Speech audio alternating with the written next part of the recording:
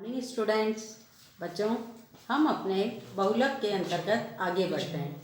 सतह श्रेणी के अंतर्गत हमारे द्वारा बहुलक की गणना की जाएगी। बहुलक जिसे इंग्लिश में मोड कहते हैं, डिनोट जिसको जेड की सहायता से किया जाता है। आज हमारे द्वारा कंटिन्यूस सीरीज या सतह श्रेणी के अंतर्गत बहुलक की गणना की जाएगी। सतह श्रेणी के अंतर्गत प्रश्नों के प्रकार 5 प्रकार के होते हैं। मैंने आपको पहले भी बताया था। अपवर्जी श्रेणी में होता है प्रश्न, समावेशी श्रेणी में होता है प्रश्न, मध्य बिंदु दिया हुआ होता है प्रश्न में, से कम का प्रश्न हो सकता है, से अधिक का प्रश्न हो सकता है, मोर देन, लेस देन जिसे हम कहते हैं। बच्चों, किसी भी टाइप का क्वेश्चन दिया हुआ हो, प्रत्येक क्वेश्चन को कन्वर्ट करना पड़ता है अपवर्जी श्रेणी में। अपवर्जी श्रेणी में कन्वर्ट करने के बाद ही उस क्वेश्चन को सॉल्व किया जाता है, क्योंकि ये हमारे स्थिति औसत के अंतर्गत या सिचुएशन एवरेज के अंतर्गत सम्मिलित होते हैं। मोड के अंतर्गत सिचुएशन एवरेज सम्मिलित होती है।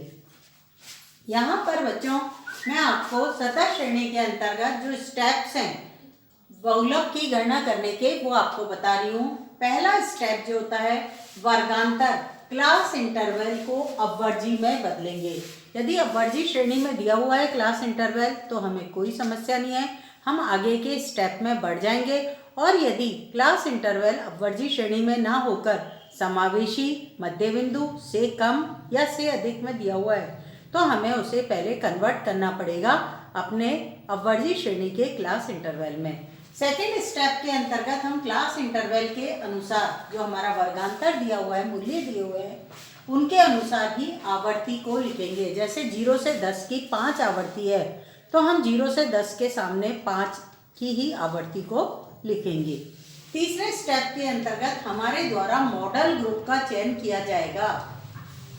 मॉडल ग्रुप का चयन किया जाएगा मतलब हमें उस क्लास इंटरवल का चयन करना है जिसमें हमारे बहुलक का मान है, और ये हम 3 मेथड से ज्ञात कर सकते हैं कि हमारा बहुलक का मॉडल ग्रुप कौन सा है। हमारा मॉडल ग्रुप का चयन 3 तरीकों से करेंगे या 3 मेथड से करेंगे। पहला मेथड हमारा निरीक्षण विधि कहलाती है, जिसे बाय ऑब्जर्वेशन मेथड कहते हैं। इसमें हम ध्यानपूर्वक अपने क्वेश्चन को देखते हैं जिस भी क्लास इंटरवल की आवृत्ति सर्वाधिक है और जिसके दोनों साइड आवृत्तियों का बिखराव अधिकतम होता है, उसे ही हम अपने मॉडल ग्रुप के रूप में चयनित कर लेते हैं। अब हमारे द्वारा दूसरे मेथड के अंतर्गत जब मॉडल ग्रुप का चयन किया जाता है तो वो समूहीकरण विधि है। समूहीकरण विधि को ग्रुपिंग मेथड के नाम से भी जाना जाता है।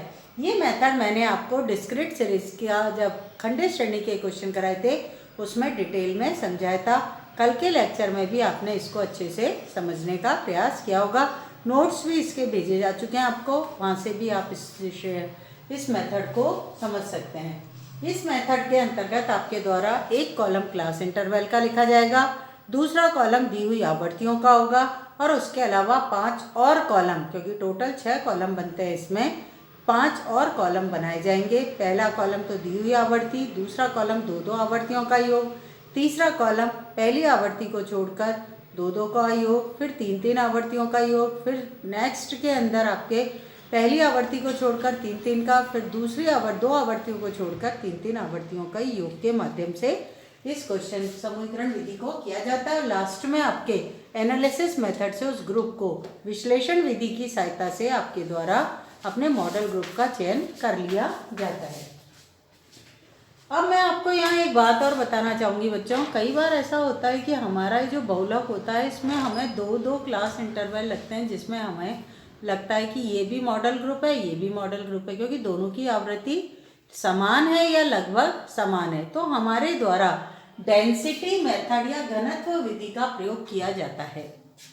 अब ये घनत्व विधि क्या होती है ये मैं एक क्वेश्चन में करके आपको बताऊंगी बच्चों।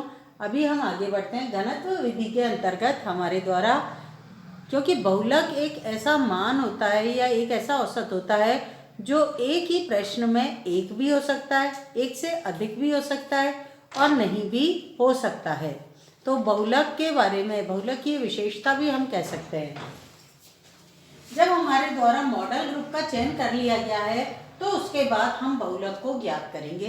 बहुलक को ज्ञात करने का सूत्र जो होता है हमारा Z इक्वल टू L1 जो मॉडल ग्रुप है उसकी आवर्ती होती है प्लस F1।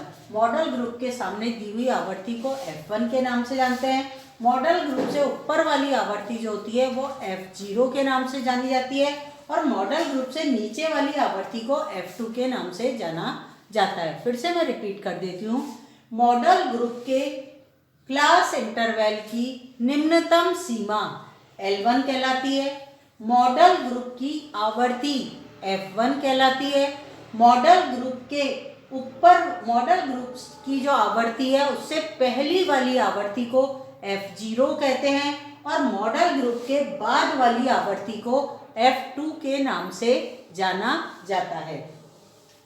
फॉर्मूले के अंतर्गत बहुलक ज्ञात किया जाएगा L1 plus F1 minus F0 divided 2F1 minus F0 minus F2 into I। I का मतलब इंटरवल होता है, क्लास इंटरवल के बीच का डिफरेंस। 0 से 10 है तो 10 का डिफरेंस है, 0 से 5 है तो 5 का डिफरेंस है, 7 से 14 है तो 7 का डिफरेंस है। इस तरह से I का मतलब डिफरेंस या इंटरवल होता है। एक और सूत्र होता है बच्चों जिसकी सहायता से बहुलक की गणना की जा सकती है, या करके मैंने यहाँ पर लिखा है Z equal to L1 plus delta. ये जो ट्राइंगल का साइन आपको दिखाई दे रहा है ना बच्चों, इसे डेल्टा के नाम से जानते हैं। Delta 1 divided delta 1 plus delta 2 into I।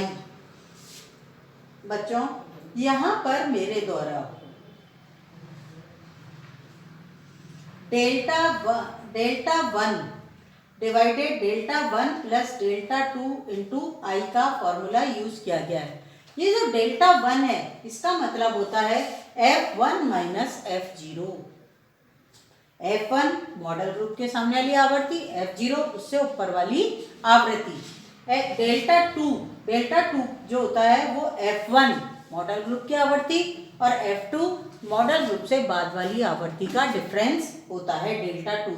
I का मतलब इंटरवल होता है। इसके अलावा एक और तरीके से इसको ज्ञात किया जा सकता है बच्चों, जब हमारे द्वारा असेंडिंग ऑर्डर के अंदर क्वेश्चन किया जाता है, मतलब 1 2 3 4 5 0 से 10, 10 से 20, 20 से 30, 30 से 40, इस तरह से जब हमारे द्वारा अपने क्लास इंटरवल को जमाया जाता है तो हम इन दो सूत्रों की सहायता से अपने क्वेश्चन को सॉल्व कर सकते हैं। आरोही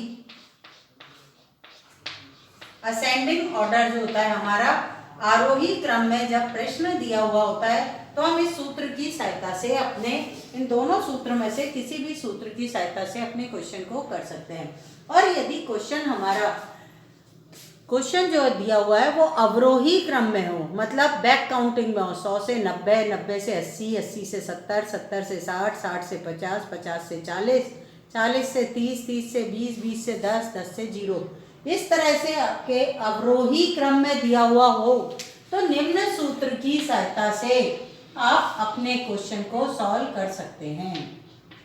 अवरोही या निम्न सूत्र से आप अवरोही क्रम में जब प्रश्न दिया हुआ होता है तो हमारा formula Z equal to L2, मतलब L2 का मतलब क्लास इंटरवल की उच्चतम सीमा L2 कहलाती है।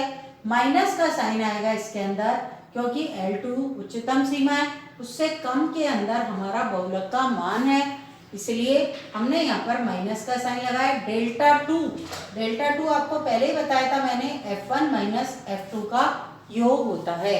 F1 मॉडल ग्रुप की आवर्ती होती है, F2 मॉडल ग्रुप के बाद वाली आवर्ती को कहते हैं।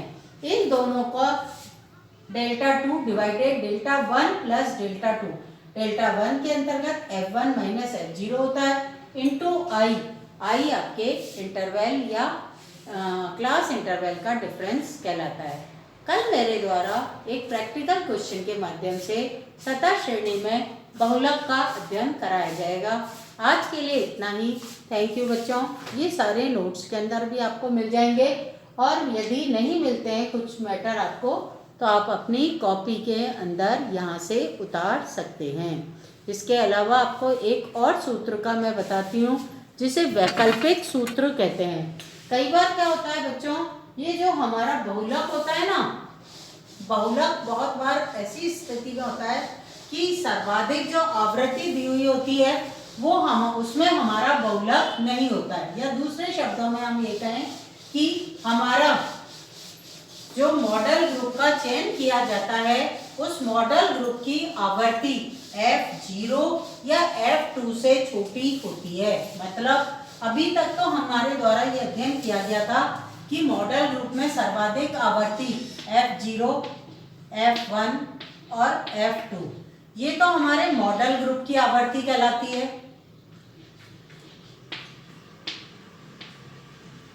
ये तो हमारे मॉडल ग्रुप की आवर्ती कहलाती है। F2 हमारे मॉडल ग्रुप से नीचे वाली आवर्ती कहलाती है और F0 हमारे मॉडल ग्रुप से ऊपर वाली आवर्ती को कहते हैं। कई वैसे तो सामान्य जो हमने ये सूत्र अभी तक पढ़े हैं इसके अंदर हमने ये देखा है कि F1 जो होता है वो F0 और F2 से बड़ा होता है। ऐसा क्वेश्चन सामान्य क्वेश्चन कहलाता है। कभी कभी परिस्थितियां ऐसी होती है क्वेश्चन में जिसमें F0 या F2 इस F1 से जो मॉडल ग्रुप की आवर्ती है उससे अधिक बड़े होते हैं। कोई भी बड़ा हो सकता है, F0 भी हो सकता है, F2 भी हो सकता है। कोई भी डिजिट F1 से यदि बड़ी होती है तो हमारे द्वारा एक वैकल्पिक सूत्र का प्रयोग किया जाता है, अल्टरनेटिव फॉर्मूला यूज किया जाता है। उसके द्वारा ही बहुलक की गणना की जाएगी तो ही हमारा आंसर आ पाएगा। उस फॉर्मूले को कहते हैं Z = L1 plus F2 divided F0 plus F2 into I। ये हमारा वैकल्पिक सूत्र है। इस सूत्र की सहायता से ही हमारे द्वारा उस विशेष परिस्थिति में बहुलक की गणना की जाएगी जब F1 से F0 या F2 बड़ा हो। F1 छोटा हो, चाहे F0 बड़ा हो, चाहे F2 बड़ा हो, कोई भी डिजिट F1 से यदि बड़ी है तो हमारे द्वारा इस वैकल्पिक सूत्र का प्रयोग किया जाएगा। ठीक है बच्चों, आज के लिए इतना ही। फिर नेक्स्ट लेक्चर में प्रैक्टिकल क्वेश्चन के माध्यम से हम आगे अध्ययन करेंगे। Thank you.